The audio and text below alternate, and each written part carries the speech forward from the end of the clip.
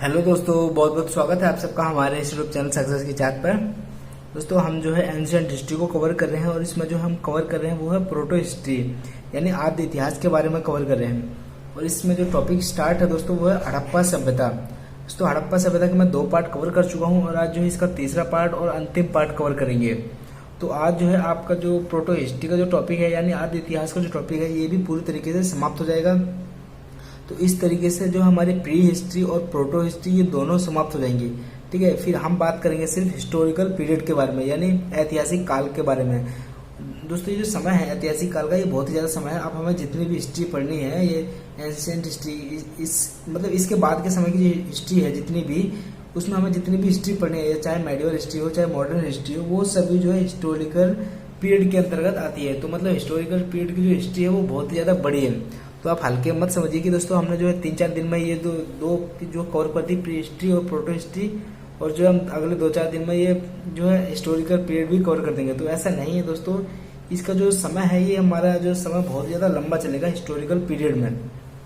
ठीक है, वैसे चलिए दोस्तों वो बात की बात है, हम आज का जो टॉपिक है वो शुरू करते हैं। आज का जो टॉपिक है जो वो है हड़प्पा सभ्यता, और आज जो इसका मैं अंतिम पार्ट लेकर आया हूँ और ये जो पार्ट है ये पार्ट नंबर 3 है। तो चलिए दोस्तों आज के जो टॉपिक को वो शुरू करते हैं। मैंने यहाँ पे दोस्तों सिंधु नदी का चित्र बनाया है, आप इसके जरिए से समझने की कोशिश करिए। ये जो सिंधु नदी है यहाँ से सिंधु नदी जा रही है और इसके जो मतलब साइड में ये बिल्कुल ये मोहनजोदड़ो शहर जो है बसा हुआ है। ठीक है, हड़प्पा सभ्यता का जो स्थल है मोहनजोदड़ो ये जो है सिंधु नदी के साइड में बसा हुआ है। और ये जो स्थल है दोस्तों मोहनजोदड़ो ये पाकिस्तान के सिंध प्रांत के जो है लरकाना जिले में स्थित है। मतलब मोहनजोदड़ो जो स्थल है हड़प्पा सभ्यता का ये पाकिस्तान के सिंध प्रांत के लरकाना जिले में स्थित है। और ये जो क्षेत्र है दोस्तों मोहनजोदड़ो ये सबसे क्षेत्रफल की दृष्टि से सबसे बड़ा क्षेत्र है। ठीक है, और इसमें जो है सबसे ज्यादा जनसंख्या भी रहती है। मैंने बताया था दोस्तों कि मोहनजोदड़ो के अतिरिक्त हाल ही में नया स्थल खोजा गया है जो सबसे बड़ा है वो है राखीगढ़ी। तो आप जो है दोनों को याद रखिए। अगर एग्जाम में आपसे मोहनजोदड़ो का ऑप्शन देता है तो आप इस पे टिक करिए, अगर राखीगढ़ी का ऑप्शन देता है तो आप राखीगढ़ी पे टिक करिए। ठीक है, और मोहनजोदड़ो का दोस्तों जो अर्थ है वो है मृतकों का टीला। मृतकों के टीले कैसे बन जाते थे दोस्तों कि मतलब मृतकों को एक मृतक को दफना दिया, उसी को ऊपर ही दफनाते गए, तो हम उसी को ऊपर फिर मृतक को दफनाया, उसी के ऊपर दूसरे मृतक को दफनाया, तो मतलब ऐसे ऐसे जो मृतकों का पूरी तरीके से टीला बन गया और उसी का ही जो नाम पड़ा वो है मोहनजोदड़ो। इसका जो दूसरा नाम था वो है सिंधु का बाग। ठीक है, और मोहनजोदड़ो की दोस्तों जो खोज है वो 1922 में की गई है। किसने की? रखालदास बनर्जी द्वारा ना, और किसके नेतृत्व में की? तो है जॉन मार्शल। ठीक है, और जो मोहनजोदड़ो है इसमें ये जो स्थल है ये चबूतरे पर बसा हुआ था। मोहनजोदड़ो जो स्थल है ये चबूतरे पर बसा हुआ था और इस चबूतरे पर है जो मुख्यतः 4 बिल्डिंग थी। ठीक है, पहले जो बिल्डिंग थी वो स्नानागार, और दोस्तों स्नानागार बहुत ही ज्यादा बड़ी बिल्डिंग थी। ठीक है, स्नानागार को आप जो है आज के जो स्विमिंग पूल है उसके संदर्भ में आप समझ सकते हैं। अब दोस्तों आप सोचिए कि स्विमिंग पूल की हम बात कर रहे हैं कब? 5000 साल ईसा पूर्व पहले की बात कर रहे हैं हम। ठीक है, और आज जो स्विमिंग पूल है तो आप सोच रहे हैं कि ये जो मतलब अभी से स्टार्ट हुआ है, तो नहीं दोस्तों, इसकी जो शुरुआत है वो बहुत पहले से हो चुकी थी। मैं बता रहा हूँ दोस्तों कि इसमें आपको ऐसे फैक्ट की जानकारी दी जा रही है कि जो आपको बिल्कुल भी पता नहीं है। और ठीक है, और जो एग्जाम में आपसे यही एग्जाम में पूछे जाते हैं। और जो दूसरी जो मुख्य बिल्डिंग है वो है अन्नागार। ठीक है, मतलब जो अनाज है वो रखने के लिए इमारतें बनाना, और ये इमारत जो है बहुत ज्यादा बड़ी थी। तीसरी बिल्डिंग सभा भवन है दोस्तों, ये वर्गाकार थी सभा भवन। और ये जो चौथी जो बिल्डिंग है वो पुरोहित आवास। तो दोस्तों मैंने यहाँ पर जो है बनाने की कोशिश की है कि ये जो पूरा क्षेत्र है ये हड़प्पा सभ्यता है। इसमें जो है नीचे जो सभा भवन है, स्नानागार, अन्नागार और ये है पुरोहित आवास। ठीक है, तो आप इसको जो अपने दिमाग में याद रखिए तो आपको वैसे याद हो जाएगा। अब बात करते हैं शिल्प और कला के बारे में कि किस स्थानों पर हमें क्या जो है शिल्प के जो है प्रमाण प्राप्त हुए हैं। सबसे पहले बात करते हैं हड़प्पा स्थल की। हड़प्पा जो स्थल है दोस्तों वहां से हमें पत्थर की जो पुजारी की मूर्ति है वो प्राप्त हुई है। ठीक है, और यहाँ से जो है तांबों की मानव मूर्ति प्राप्त हुई है। दोस्तों आपको जो मैं जो आगे कुछ फैक्ट बताने वाला हूँ जो समझाने के लिए नहीं है, आपको सिर्फ फैक्ट याद करने हैं। ठीक है, तो आप उन्हें याद रखना है बिल्कुल आपको। बनावली से दोस्तों, बनावली हरियाणा में पड़ता है और यहाँ से जो है मिट्टी का हल प्राप्त हुआ है। बनावली से मिट्टी का हल प्राप्त हुआ और ये जो मिट्टी का एक हल है दोस्तों ये मोहनजोदड़ो से प्राप्त हुआ है। ठीक है, यहाँ से मूर्ति कला भी प्राप्त हुई है। मूर्ति कला दोस्तों कालीबंगा से भी प्राप्त हुई है और कालीबंगा से कांसे का बैल भी प्राप्त हुआ है और कालीबंगा से खेती का प्रमाण भी मिलता है। दोस्तों मैं बता रहा हूँ कि ये सब आपके फैक्ट है, तो आपको फैक्ट तो याद करने ही पड़ेंगे, इन्हें तो आपको समझाने लायक कुछ है नहीं इसमें। ठीक है, जो मोहनजोदड़ो वहाँ से कांसे की जो नर्तकी की मूर्ति है वो प्राप्त हुई है, और जो यहाँ से मृण मूर्ति भी प्राप्त हुई है। और ये मृण मूर्ति दोस्तों चिकोटी पद्धति से बनाई जाती थी। ठीक है, और इनमें जो पत्थर इस्तेमाल होता था वो होता था सेलखड़ी का पत्थर। ठीक है, मोहनजोदड़ो से दोस्तों घोड़े की जो मृण मूर्तियां हैं, जो मतलब मिट्टी की जो घोड़े की मूर्तियां वो भी प्राप्त हुई हैं। अब हो सकता है दोस्तों इनमें इनका जो घोड़े की मृण मूर्तियां हैं, ये उस समय के जो मतलब बच्चे थे उनके खेल खिलौने के तौर पर उन्होंने प्रयोग किया हो, या उनके पेरेंट्स ने जो खिलौने के तौर पर इन्हें बनाई हो, मतलब कुछ भी हो सकता है, हम एक अंदाजे के तौर पर पढ़ रहे हैं बस। ठीक है, जो मतलब शिल्प का जो सबसे जो महत्वपूर्ण स्थल है वो चंद्रहुदड़ो है। ठीक है, यहाँ से जो है मनके का साक्ष्य प्राप्त हुआ है। अब बात करते हैं आभूषण के बारे में दोस्तों। ये आभूषण जो है, ये आभूषण के बहुत ही ज्यादा शौकीन थे, और इन आभूषण का जो आकार है वो बेलनाकार होता था।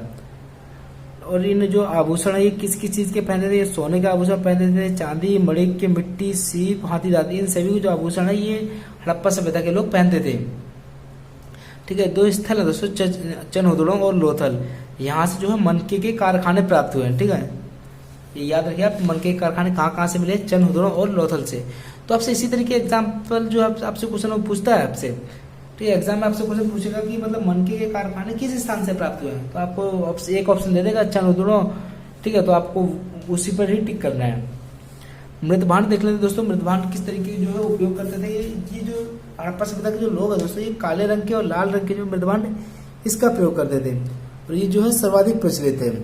ठीक है, लोथल के मृदभांड पर पंचतंत्र जैसी कहानियां जो है कहानियों के साक्ष्य मिलते हैं। अब जो दोस्तों लोथल एक क्षेत्र है, हड़प्पा सभ्यता का स्थल है, वहां से जो मतलब मृदभांड है, वहां के मृदभांडों में जो पंचतंत्र की कहानियों के मतलब लिखे होने का साक्ष्य प्राप्त हुआ है। ठीक है, अब बात करते हैं मोहरों के बारे में। ये कला स्थापत्य का सबसे उत्कृष्ट नमूना था दोस्तों। ये बहुत ही ज्यादा मतलब देखने में भी इतना सुंदर लगता था ना इसकी मोहरें। दोस्तों मैं तो देखिए दोस्तों, हमारे जो टीचर्स हैं दोस्तों, उन्होंने जो हम दोस्तों आपको एक बात की जानकारी के बता दें दोस्तों, मैं भी ग्रेजुएशन ही कर रहा हूँ। ठीक है, मैं भी ग्रेजुएशन ही कर रहा हूँ दोस्तों। हम जो है सेकेंड ईयर में इस समय आए हैं। ठीक है, तो मेरी जो दोस्तों ज्यादा क्वालिफिकेशन नहीं है, लेकिन आपको जो ज्ञान है दोस्तों वो भरपूर है। ठीक है, आपको जो ज्ञान है, जो मतलब पढ़ाने की कोशिश करूंगा वो बिल्कुल बहुत ही ज्यादा डीप तरीके से पढ़ाऊंगा, और बहुत ही ज्यादा अच्छी तरीके से पढ़ाने की कोशिश करूंगा। तो आप जो क्वालिफिकेशन पे मत जाइएगा कि ये तो सिर्फ मतलब अभी इसने ग्रेजुएशन भी कंप्लीट नहीं की है और ये मतलब हमें पढ़ा रहा है। दोस्तों ऐसी बात नहीं है। ठीक है, कि मतलब ग्रेजुएशन की मतलब मेरी क्वालिफिकेशन नहीं है, मानता हूँ दोस्तों, लेकिन जो ज्ञान है वो मेरे पास भरपूर है। ठीक है, खुद से मानना है मेरा, क्योंकि मैंने जो बुक्स है वो मतलब काफी सारी बुक्स पढ़ी हुई है, और उन्हीं के आधार पर ही मैं आपको ये सब पढ़ा रहा हूँ।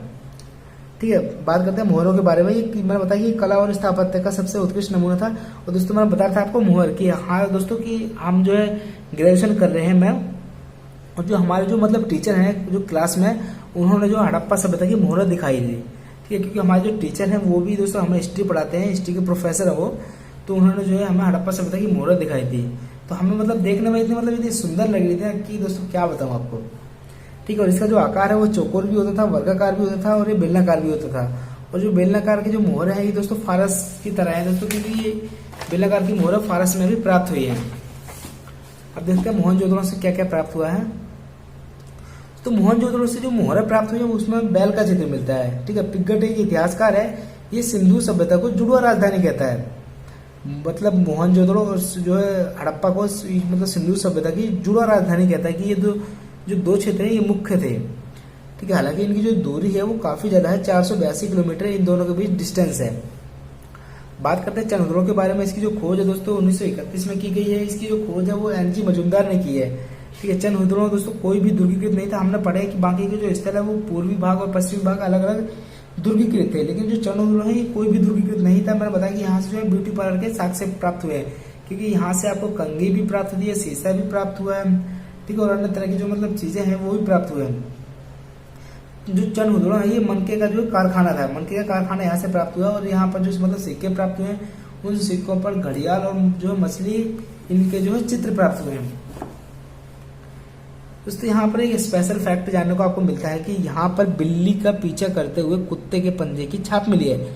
मतलब एक कुत्ता है वो बिल्ली का पीछा कर रहा है, उनके जिन दोनों के पैरों के निशान मिले हुए हैं। अब चंद्रहुदड़ो की स्पेशल बात क्या है उसके बारे में बात करते हैं हम। चंद्रधुलों में जो दोस्तों वर्गाकार ईंटों का प्रयोग किया गया। अब आप हर जगह देखेंगे कि जो है घनाभकार की जो मतलब ईंटें हैं उनका प्रयोग किया गया है, लेकिन जो चंद्रधुलों है इसमें जो है वर्गाकार ईंटों का प्रयोग किया गया है। ठीक है, और यहाँ से जो है लिपस्टिक, कंघा, उत्तरक और काजल ये सब मिले हैं। तो मैंने बताया ना दोस्तों कि जो चंद्रधुलों है इस क्षेत्र से जो है ब्यूटी पार्लर के अंश मिलते हैं हमें। ठीक है, मिट्टी की पकी हुई नालियों का प्रयोग किया गया है यहाँ पर। अब बात करते हैं लोथल स्थल के बारे में। जो लोथल है दोस्तों उसको लघु हड़प्पा और लघु मोहनजोदड़ो भी कहते थे। ठीक है, तो आपसे एग्जाम में पूछ सकता है कि लघु हड़प्पा किस स्थल को कहते थे, तो याद रखिए आप लोथल को। और इसकी जो खोज है वो 1954 में हुई थी, ऐसा राव ने की थी इसकी खोज। और यहाँ से जो गोंदीवाड़ा भी एक प्राप्त हुआ, गोंदीवाड़ा यानी जहाज प्राप्त हुआ यहाँ से। और गोंदीवाड़ा का जो अर्थ होता है वो होता है बंदरगाह, मतलब कि यहाँ से जो है एक सामान जो है एक स्थान से दूसरे स्थान पर भेजे जाते थे। ठीक है, यहाँ से अग्निकुंड जो है प्राप्त हुआ, यहाँ से मनके का कारखाना प्राप्त हुआ। तो सबसे स्पेशल बात ये है इस जगह की यहाँ से जो है आटा पीसने की जो मतलब चक्की होती है पत्थर की वो प्राप्त हुई है यहाँ से। ठीक है, यहाँ से चावल के साग से प्राप्त हुए, मिट्टी की नाव प्राप्त हुई है, वेदिकाएं प्राप्त हुई है। अब बात करें दोस्तों कालीबंगा स्थल के बारे में। ठीक है, कालीबंगा की जो खोज दोस्तों वो अमलानंद घोष ने की है। और इसका जो अर्थ होता है ये काले रंग की चूड़ियां होता है। तो आपसे पूछ सकता है कि कालीबंगा का अर्थ क्या होता है, एग्जाम में आपसे यही पूछ ले कालीबंगा का अर्थ क्या है। अगर किसी को पता नहीं तो वो जवाब नहीं दे पाएगा। तो आपको याद रखना है कालीबंगा का जो अर्थ है वो काले रंग की चूड़ियां होता है। और ये जो कालीबंगा ये घग्गर नदी के आसपास है। ठीक है दोस्तों, जो कालीबंगा ये पूर्वी और पश्चिमी भाग इसमें जो है अलग अलग दुर्गीकृत, मैंने बताया कि पूर्वी और पश्चिमी भाग एक साथ दुर्गीकृत किया जाता था, लेकिन जो कालीबंगा इसमें अलग अलग दुर्गीकृत किए गए थे। यहाँ से जो है वो हल से जुते हुए खेत के साग से प्राप्त हुए, मतलब ये ऐसे खेत प्राप्त हुए जो मतलब हल से जोते गए हैं। ठीक है, कालीबंगा क्षेत्र से यहाँ पर जो कच्ची ईंटों का प्रयोग किया गया, यहाँ से अग्निकुंड एवं वेदिकाएं भी मिली है। और दोस्तों ये एकमात्र ऐसा जो मतलब स्थल है जहाँ से भूकंप के साक्ष्य से मिले हैं। ठीक है, एकमात्र ऐसा स्थल है कालीबंगा जहाँ से भूकंप के साक्ष्य से मिले हैं। तो आप याद रखिए यहाँ पर लिंग पूजा भी होती थी दोस्तों। और जो बनावली की स्थल के बारे में बात करते हैं, इसकी जो खोज की थी दोस्तों वो की थी विष्ट ने। ठीक है, 1974 में इसकी खोज की गई थी। मैंने बताया कि दोस्तों जो हड़प्पा सभ्यता है उसमें जो जल निकासी का जो प्रबंध है वो बहुत ही बेहतरीन तरीके से किया गया था। हड़प्पा सभ्यता में जल निकासी का जो प्रबंध है बहुत ही अच्छी तरीके से किया गया था, लेकिन बनावली में दोस्तों जो है जल निकासी का अभाव मिलता है। ठीक है, मतलब यहाँ पर जो जल निकासी की सुविधा नहीं थी। मिट्टी का हल प्राप्त होता है, यहाँ से उत्तम किस्म की जो है वो प्राप्त होती है। तो आपको एक फैक्ट याद है जो मैंने शुरू में बताया था आपको कि सबसे पहले जो फसल उगाई थी वो थी जौ। ठीक है, लेकिन सबसे पहले जो फसल खाई गई थी वो थी गेहूं। ठीक है, तो आप याद रखिए। धौलावीरा के बारे में बात करते हैं। इसकी जो खोज है वो 1967 से 68 के दौरान हुई है और इसकी खोज जेपी जोशी ने की थी। और धौलावीरा का जो अर्थ होता है दोस्तों वो होता है सफेद कुआं। ठीक है, यहाँ एक टीले पर पुराना कुआं बना हुआ था, इसीलिए इसका जो नाम रख दिया गया धौलावीरा। और धौलावीरा का जो अर्थ है वो है सफेद कुआं। दोस्तों जो धौलावीरा जो स्थल है उसके जो स्पेशल फैक्ट है उसके बारे में बात करते हैं कि इसमें जो है विशेष क्या है। मैंने बताया कि हर एक स्थल है जो दोस्तों वो दो भागों में विभाजित था, पश्चिमी भाग और पूर्वी भाग है, या फिर दुर्ग और निचला शहर, इन दोनों भागों में विभाजित था। लेकिन जो धौलावीरा जो स्थान है दोस्तों, धौलावीरा जो स्थल है वो 3 भागों में विभाजित था। तो ये आपसे पूछ सकता है कि ऐसा कौन सा स्थल था वो जो 3 भागों में विभाजित था। तो आपको याद रखना धौलावीरा। पहला भाग था किला भाग, दूसरा मध्य भाग, तीसरा निचला भाग।